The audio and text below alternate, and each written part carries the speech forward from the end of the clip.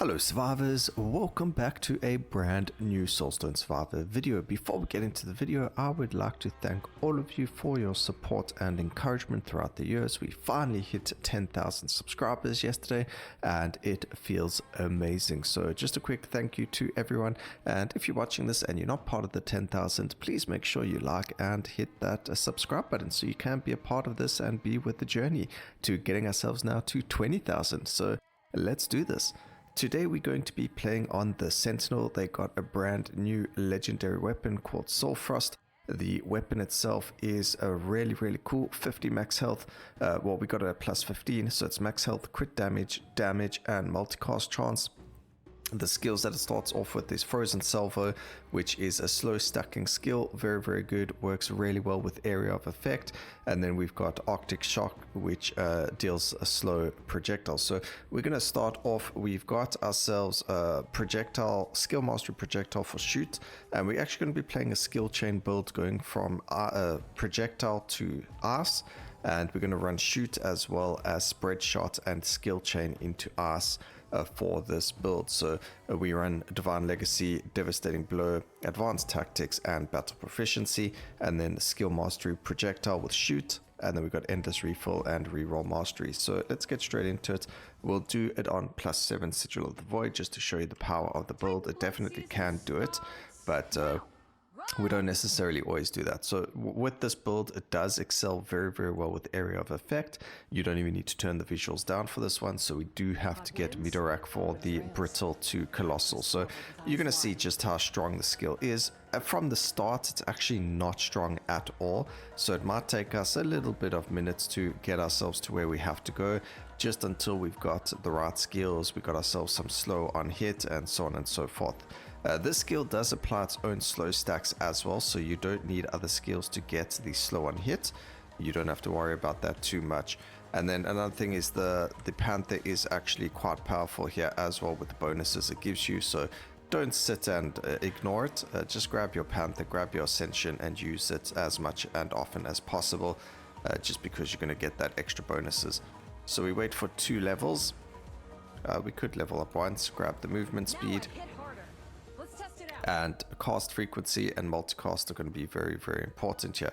So the one thing I'm going to do is I'm just going to grab random projectile skills in the beginning, just 1 so we can start defeating enemies a little bit quicker, and then 2 just so that we actually get projectile to ice, which is what our main skill or main focus will be today. So if we can get that to over 100% or up to or as close to 100% as possible, that will be amazing. Another thing it's going to do for us is allow our artifact power to shine quite a lot, because we're going to be multicasting and skill chaining so much. This stuff, the arrow barrage applying slow as well, is going to be very strong. So there we go, we just activated the arrow barrage and you can see it going. The only problem is that you have to kind of stand still to hit enemies. There's like a limit to the range. So like I mentioned, a little bit slow, but it's fine, we'll be okay.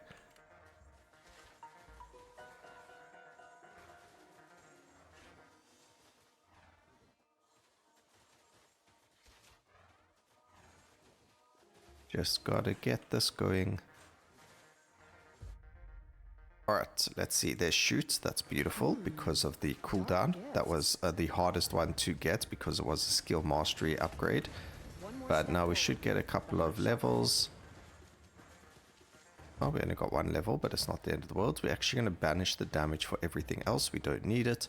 We are not going to need that damage either, and we can go aptitude to prowess. We're now going to get prowess to resilience, and then we can even, I don't know, no, this character doesn't have resilience from anything, otherwise we could have gone resilience to form. Alright, focus on the main enemies first, of course, so we can just get this done and dusted quicker. And as long as the enemies don't necessarily move, it's a very easy time we're going to have with them. Okay, damage for projectiles we don't need. Again, we'll get a bit of block, that's fine. And maybe we can, there we go, beautiful. So we got our main skills. Now we just need to hope for some skill chains and some slow on hit.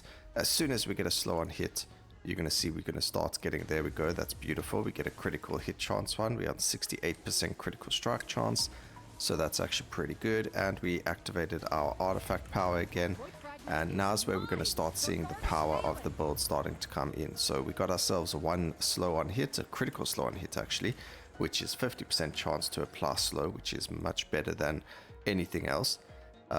Duration is very good there. There's the slow on hit, and that's actually this slow on hit as well as skill chain are the only things that we really worry about, along with cast frequency and multicast.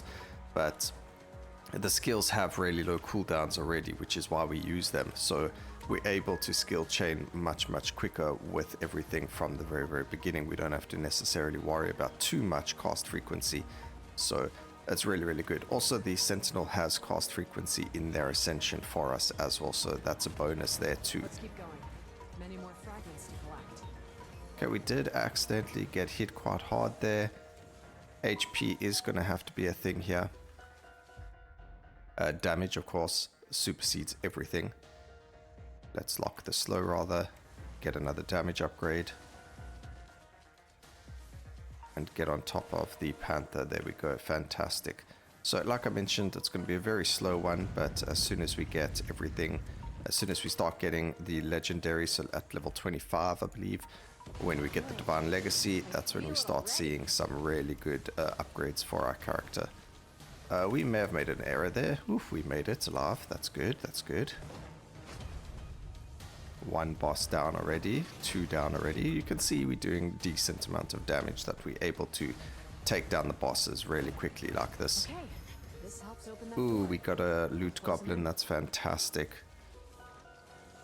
Gotcha. You and Fantastic. So we don't do Midorahk more than once. So the loot goblin's not important for the passive of getting more than one you know, Midorahk passive, but it is very strong for us in other terms. So quite a lot of critical damage already. We'll sit off of that for now. We need more crit chance and we need more movement speed and cast frequency. So we'll focus on those first. That's a +2 boss fight. It's probably easier to get, I mean a +1 boss fight. It's probably easier to go for +2 just normal mobs.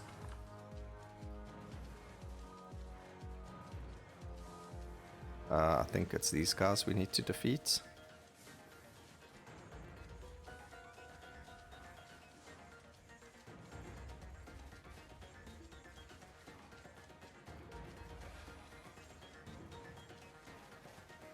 The Sandscale army. Yeah, it's these guys we're busy attacking. Alright, area of effect. We'll just grab a bit more now. So what it does is it actually explodes. We'll see once we get the Brittle to Colossal how it works, but there's a little bit of, like, they cause a massive explosion around them, which you can't really see with such a small amount of AoE that we have already. But you'll start to see it when we get a little bit more, and it's absolutely fantastic seeing just how much area of effect actually helps the skill. What I like about it is it doesn't actually make the skill really bad to play in terms of visibility.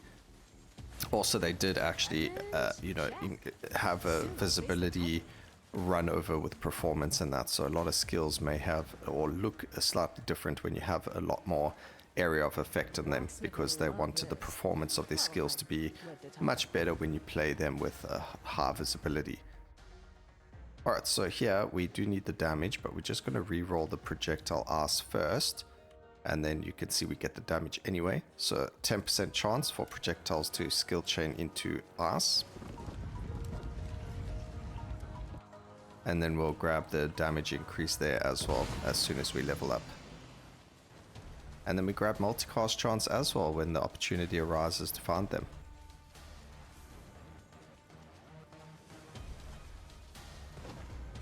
Okay, one boss is down. Another one is down. And there we have it. Alright, so it took us 6 minutes, but you're going to start seeing as soon as we get that area of effect just how powerful this is. We do need Life.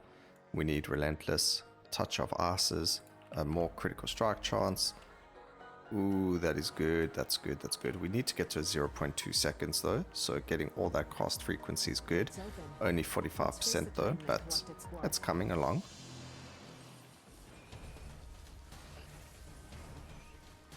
As you can see, the boss is absolutely melting. Bullseye. Fantastic. Taken. No glory. Okay, Brittle to Colossal. Okay, so now... Ooh, we nearly made a boo-boo there. Alright, so now we're actually going to go and do the Cobalt Brothers, Vyv and Valk, because we want to get slow to Brittle, and that's just going to give us more area of effect. It's going to give us more damage because we're going to have more Brittle stacks, and just things like that. And then we get Mhyzahet's... we'll go Mhyzahet to give ourselves... exposed on hit. So we no longer need expansive, movement speed's good, damage, life is good, damage, hypothermia, we can get disarray to disoriented if we wanted. There's projectile to ice. There are no more limits. Crit, cast frequencies, reduce time for the panther to appear. Ooh, a nice magnetic. We can get rid of the area of effect now. 22%, 28%. Let's go. Nice numbers to be seeing. There's a damage as well as skill chain, so 38%. Multicasting. I want both of these. Oh, I skipped over the damage. That's not what we want to do. But it returned, so that's okay. Okay, we get disarray now, slow. Of course, we're just going to grab a couple of disarray if we don't see anything better, but we've got so many rerolls and things like that we can actually make sure we only get green or above passives, so we should actually do that. Of course, something like those crits and the damage for a frozen salvo will be very, very good, even if they aren't green or above. So make sure we got green ones, movement speed as well, we need to grab a bit more. And, ooh, luckily we got that last level there. Okay, so we have 38%. We have 8%, 8 slow stackers, but we've got 2 from critical strike chance, which is actually really good. So now we're going to go for the Volkage and Vivolt. And we're going to grab the Brittle, slow to Brittle. But this is where things get really hectic. So notice how the Frozen Salvo has this massive area of effect explosion around it. It's crazy. But now everything just gets so much easier. Soon I'll face the Titan. Okay, remember we do want to actually get onto our Panther, so when he is around, just grab it. Even if it takes you that extra 10 seconds or 5 seconds to do it.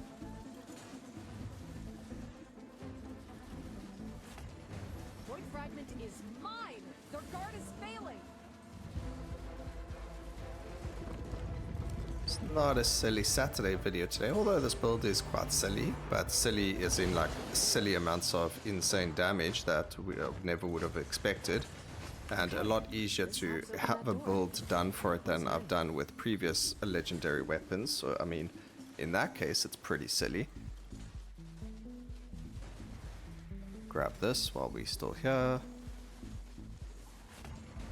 Grab the next one. I think our ascension is over and we've got a +4 over here, so let's go and grab that one. So the ascension definitely makes a difference to the colossal stats, but obviously having more enemies around you is also going to have that effect. Also look at the bottom right at our artifact power. You're going to notice that it starts going up really, really fast. Oops. Don't worry about that. That's a little bit of a short fallback. 1 life less doesn't matter too much. Oh man, that was bad. Okay, we need a little bit of armor. I think that would help. Yep, let's get that. We're gonna lock the projectile and we get a multicast, which is actually beautiful as well, so we'll keep that. Grab the slow effects. We can grab area. The more the merrier. I'm a poet and I don't even know it. 0.3, we need that to be 0.2 and this one to maybe be 0.2. I'm just going to turn down the visuals because I don't want to actually lose another life, but we shouldn't. It should be fine, but they do have, as you can see, quite a lot of damage. I mean, there we nearly actually did lose a life. So we just turned down the visuals for this one just to be that little bit safe. We don't need agony, so we get rid of it. And over here, we're not looking for the Devastating, although that would be very, very powerful. So we actually, yeah. If you want to go further than just the Void King, then I would actually suggest playing with Devastation. Eyes forward, feet moving. I move with purpose in this life. But yeah, now we get 1000% Colossal. So we on 100% area of effect for the skill. Of course, you can obviously scale more if you want to, but I found that having a max Colossal stacks is more than enough area of effect for the build, so I didn't really go for more. That's why I banished area of effect. We do need the defenses, so that's why I am grabbing them though, because taking those hits on the Shadow Lords of the Void is unnecessary when you don't actually need to take that much damage from anything. So we don't have healing in the build. I'll just do it this way and stay safe. But I love the fact that we can play this on full visuals. Also, when I tested this, it bugged out, probably because of the artifact power. So you can take a look at the artifact power going crazy there in the corner. Every time it reaches 30 stacks, it starts shooting another 30 arrows immediately at the enemy. So skills or artifact powers that don't have a limit to the amount that they can shoot, so the ones that aren't summons, so Paladin, the Sentinel, probably the Elementalist and Chaos Walker, Pyromancer, all those people, their artifact powers are extremely powerful, especially when you do skill chaining. So do keep that in mind. Also, I mean, look how insanely quick that was. I did not expect to absolutely destroy everything so quickly there. But here we are, destroying enemies left, right, and center. Reduce the time necessary for it to show up. There's another skill chain with the damage. Beautiful. I want that. I want this too. That's why we go for the locks. That's also really good. Ooh, finally, something we don't have to look at. Grab that. There's Merciless as well. Havoc, multicast, reduce the time necessary to mount the Panther. It's time for the challenge. Alright, Mhyzahet should be easy enough. Gonna absolutely melt this Scorpion. There we go. Done and dusted. There was actually a thing, the Mhyzahet's tornadoes. I don't know, I can't remember what it said. Patch notes are in yesterday's video.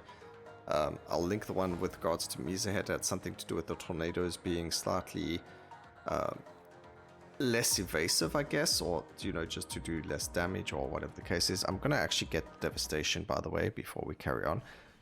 It's something to do with the sandstorms being smaller or less frequent with regards to Mhyzahet, but I'll double check the patch notes and we'll just link it in the description so you know what I'm talking about.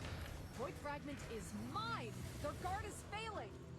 But yeah, 11 minutes on the 4th Titan, and we have now broken the skills visuals just because of the skill chaining and things like that.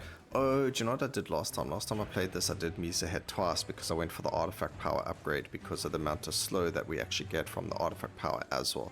So it did make it quite powerful. But yeah, we actually break the game or break the visuals with this build. Okay, this helps open that door. I'm closing in. Don't even need our Sentinel anymore. This is a +3, so we're going to go and visit the Cobalt Brothers again this time. And we should be able to defeat them much quicker. So let's see what happens. Many more fragments to collect. Nope. 20 level ups. Just grab as much damage. Slow movement speed's good. Prowess stack is good. Fast frequencies are good.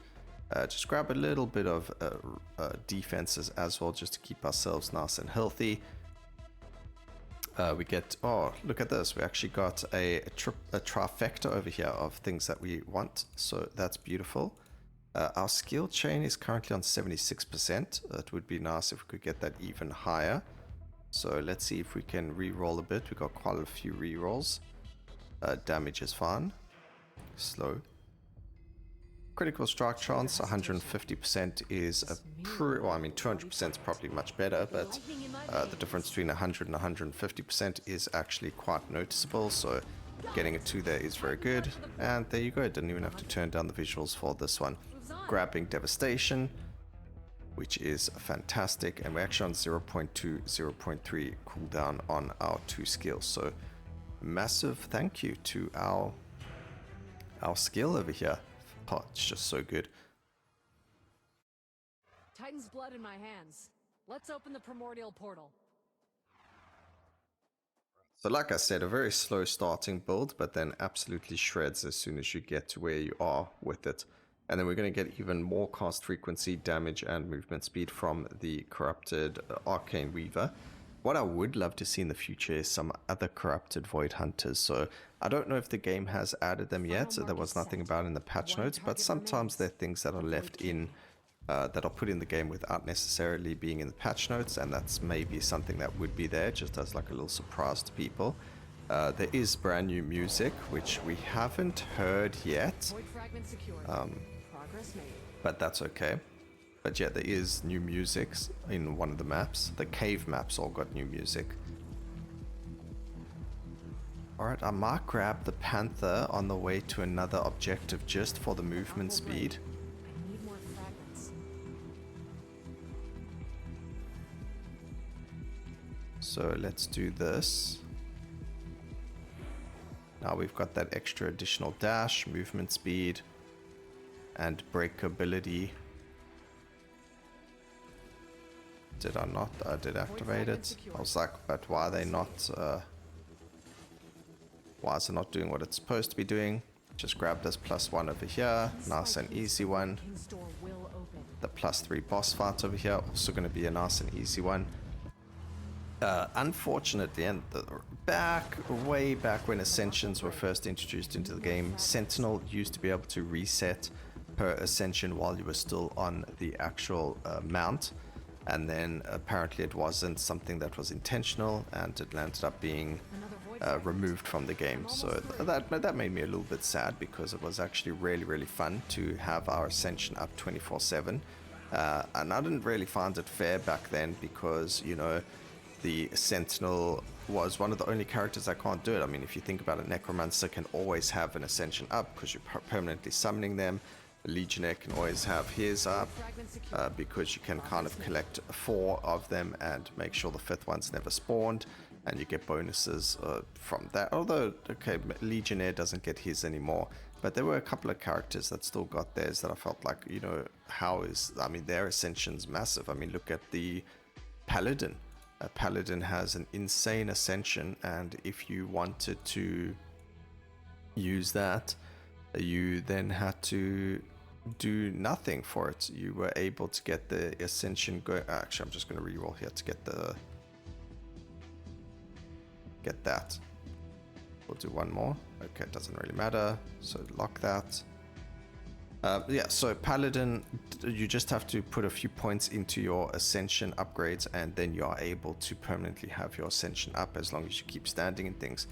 Same as the Houndmaster, as long as you keep defeating enemies, you're able to keep your Ascension up 24/7, and so on and so forth. Barbarian, he can have his up all the time, and they're just as powerful. So I don't know, it's just something I feel is a bit weird to have it. I would have liked to have seen or had a possibility for everyone to have their Ascensions up 24/7, but yep, pretty easy fight over there. Let's go and grab the damage cast frequency. All sigils are lit. What are you waiting for? And tell me how quick this is, guys. So literally 1440 at 1440 whatever. 46 went to, I don't know, because timer still kind of goes. 1452, 53. We literally killed him in a second. So let me know what you guys think about the build. Absolutely wrecked the Sigil of the Void +7 Void King. He got destroyed. We would go for Fragility over there. Wound isn't actually needed. I've learned now that it's kind of like a noob trap. Rather don't go for Wound. Grab the Fragility. If you don't have Fragility in the build, it is much better for you. But there we go. A Frozen Salvo dealing the most amount of damage, obviously. And Arrow Barrage, our Ascension. I mean, our Artifact Power doing the second most amount of damage. But I hope you guys enjoyed the video. Please remember to like, comment, and subscribe for more videos like this in the future. And always remember, keep safe, survivors. Until next time, Cheers.